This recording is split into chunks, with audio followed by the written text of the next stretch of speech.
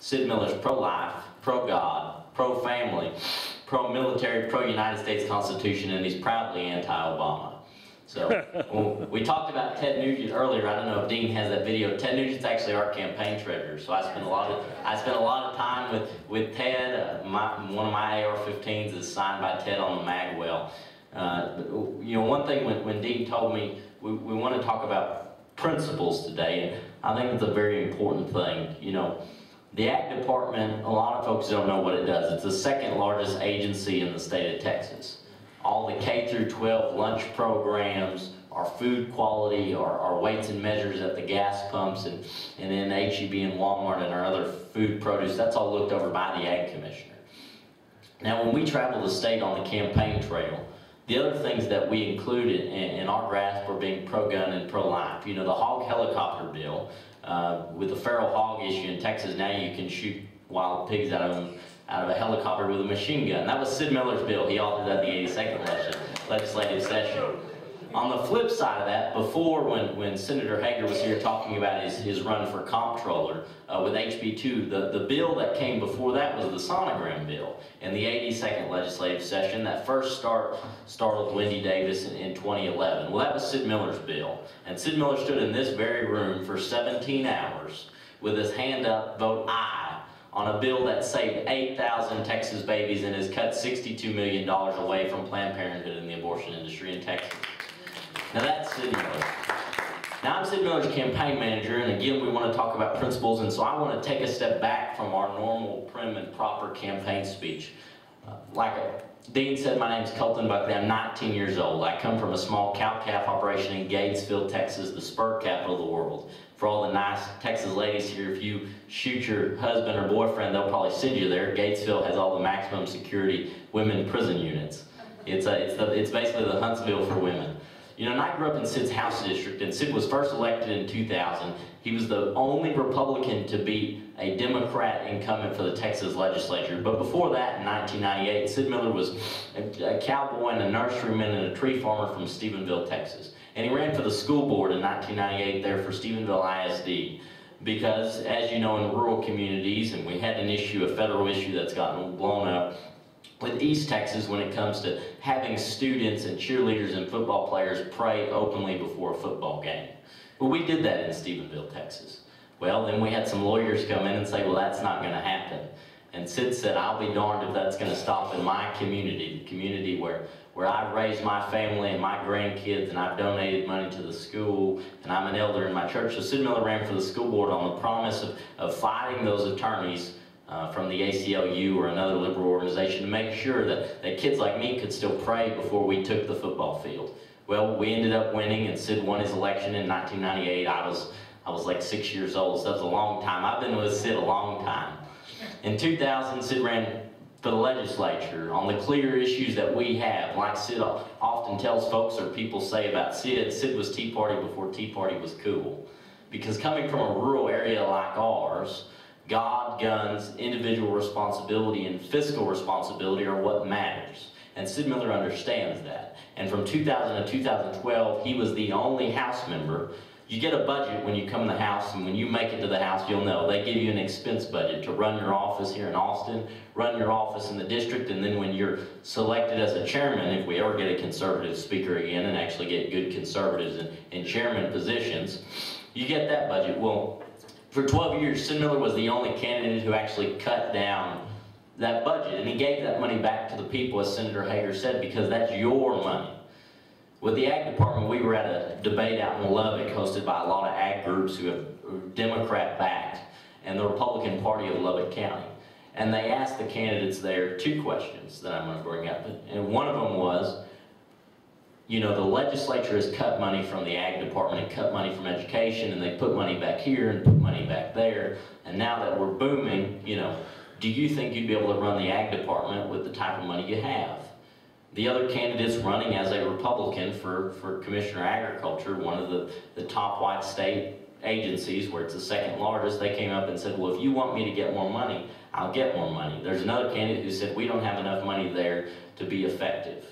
And Sid Miller took the stand, and Sid Miller said, you know, I worked in the House for 12 years. I run my own business. I still manage my own business to this day.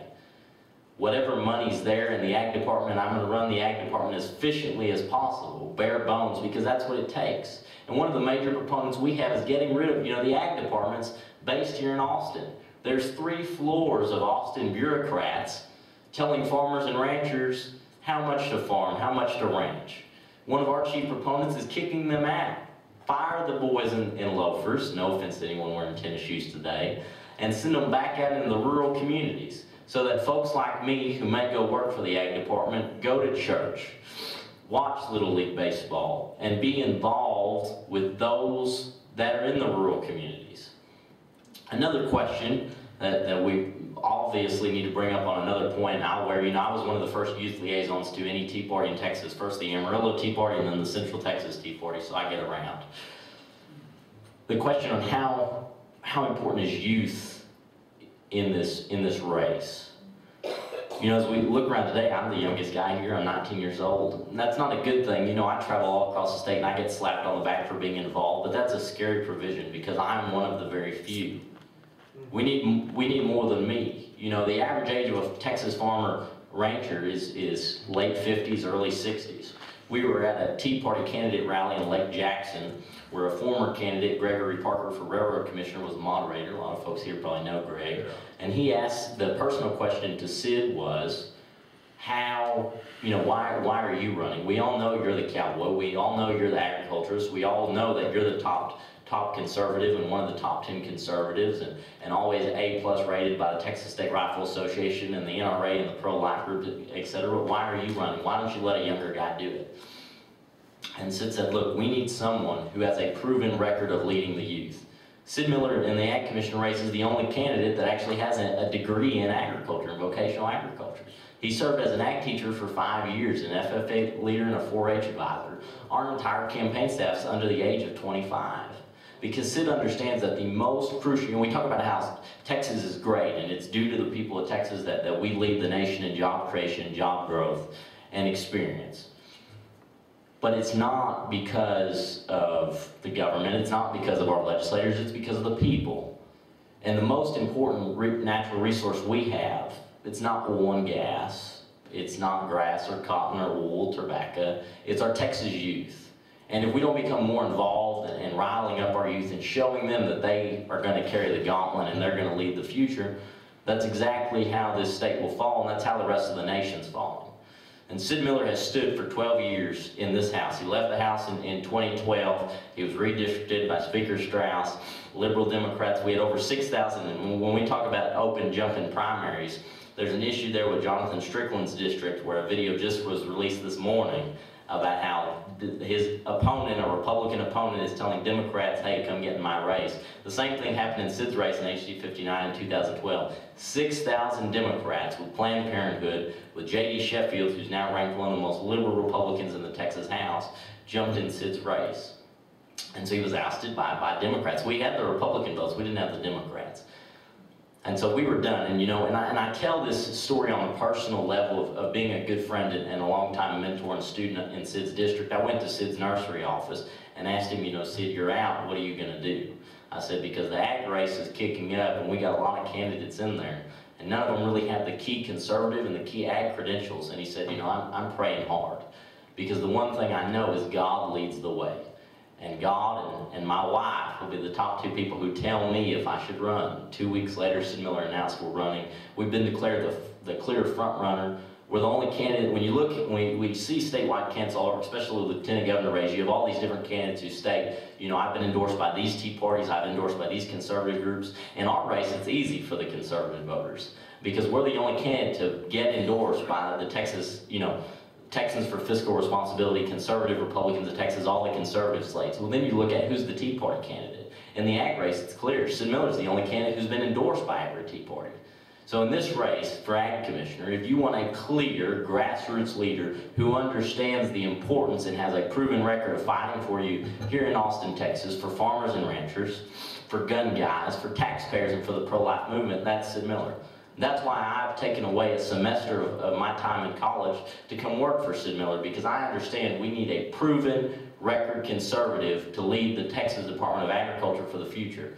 Because if we don't have an active future engaged in restoring our water rights, in kicking back the EPA and the federal government and having a proven conservative leader to do so, who's well invested in the grassroots of Texas, we're in big trouble. And that's why we need Sid Miller to be our next agriculture commissioner, so that he can lead the future as he has done in the House, and stand with good conservatives like Glenn Hager and Wayne Christian and others across the state to fight for us, not fight for the rich guys upstairs who raise the budget by 26%, or who vote away and filibuster pro-life bills to save Texas babies. And that's why I urge you, if you haven't voted already, during early voting, when you get to that ag race, I think he's second or third in the Travis County ballot, to mark Sid Miller, because Sid Miller is the real agriculturist and the real conservative in the race to be your next Texas Agriculture Commissioner. My name's Colton Buckley. God bless you. I've got some cards if you need some, and I'd love to talk to you after the event.